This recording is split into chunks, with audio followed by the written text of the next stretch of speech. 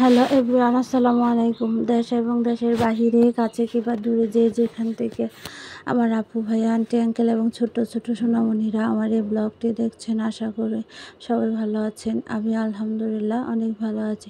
চলে আসলাম আপনাদের মাঝে আরেকটি নিউ ব্লগ নিয়ে। তো ঈদের দ্বিতীয় দিন হচ্ছে খোলা পিঠা বানাচ্ছিলাম, তাই হচ্ছে আপনাদের সাথে শেয়ার করলাম। না টেনে পুরো ভিডিওটাই দেখবেন। ভালো লাগলে অবশ্যই ছোট্ট করে একটা লাইক দিয়ে সাবস্ক্রাইব করে আমার পাশে থাকবেন এবং বেশি বেশি শেয়ার করবেন। আপনারা স্ক্রিনে দেখতেই পাচ্ছেন আমি 5 খোলায় পিঠা বানাচ্ছি। আর চাউলগুলো হচ্ছে শিলপাটায় বেটে নেওয়া হয়েছে, আর এগুলাকে পিঠা বানাচ্ছে। আর পিঠাগুলো খুবই সুন্দর ছিল, একদম ফুলকো ফুলকো হয়েছিল, একদম সফট হয়েছিল। তো আপনারা আমার সঙ্গে থাকুন, দেখতে থাকুন।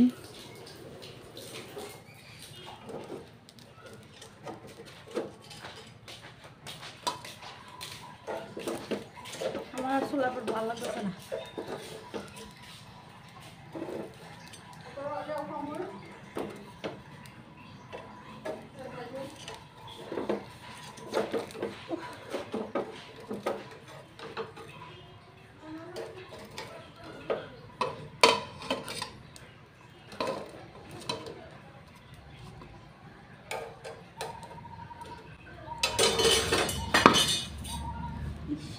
কি এত কাম করতেছি,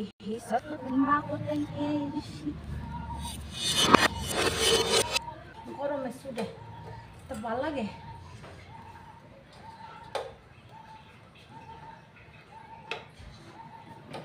তাপ লাগে ওটা।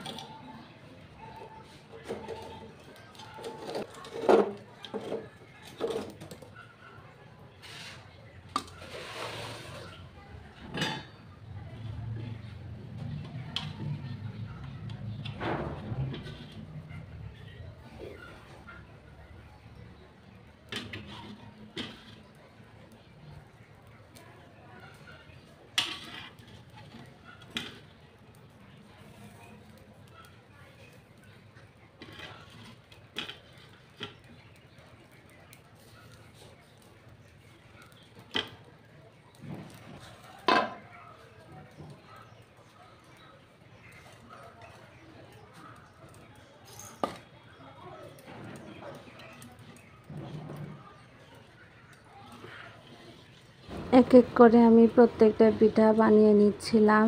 আর অন্য দিক দিয়ে হচ্ছে আমার বাবা খাইতে বসছিল, ওনাকে দেয়া হয়েছে। আজকে হচ্ছে গরুর পায়া রান্না করা হয়েছে, 3 দিন যাবৎ রান্না করা হচ্ছে। আর এই গরুর নেহারি দিয়ে হচ্ছে চিতই পিঠা খাওয়া হবে। তো এক দিক দিয়ে বাবা খাচ্ছে, অন্য দিক দিয়ে হচ্ছে এখন আমি খেতে বসছি, যে নেহারি দেখাবো। দেখতে থাকুন আমার ভিডিওটা, দেখেন কি মজা করে আমি পিঠাগুলা কাটছিলাম। আর গরুর নেহারিটা খুব নরম হয়েছিল, খুব টেস্ট হয়েছিল, মানে উপরে মাংসটা অনেক নরম ছিল, খুব ভালো লাগছিল। পিঠাগুলো সেই স্বাদ ছিল, সব মিলে অসাধারণ ছিল।